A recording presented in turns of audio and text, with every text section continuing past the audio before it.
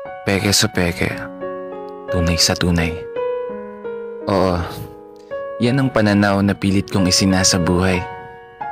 Sa kabila ng pagiging totoo, sa mundong taglay ang iba't ibang tao na may iba't ibang kulay.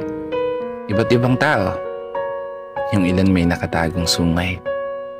Isang mundo na kung saan pahirapan makilala kung sino yung makakaramay o sino yung tutulak sa hukay. Well, simplihan na lang natin. Kung ayaw mo sa akin, ayaw ko din sa'yo. Kung gusto mo ako, edi gusto kita. Kung nagtitiwala ka sa akin, magtitiwala ako sa'yo. Pero kung galit ka naman, wala akong pake. Kasi hindi na tayo bata gaya ng dati na makikipaghabulan kapag ako na ang taya. Hindi na tayo mga bata na papalakat ng iyak kapag napagkakaisahan ka ng lahat na hindi ka isasali. Hindi na tayo mga bata na magmumukmuk na lang sa isang tabi kapag naputol yung tali ang saranggola mo na pinaghirapan mong gawin ng buong gabi. Nakuha mo?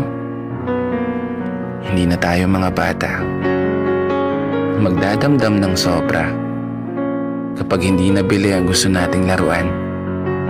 Oo, hindi ka na bata na magkukulong na lang sa kwarto mo kapag hindi ka napapaboran. Hindi ka na bata na magpapaapekto na lang sa mga sasabihin ng ilan.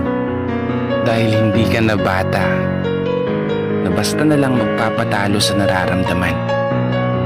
Hindi na tayo mga bata na masasaktan kapag hindi nagugustuhan o hindi nakakampihan. Maging tunay ka sa sarili mo. Yan ang lagi mong tandaan.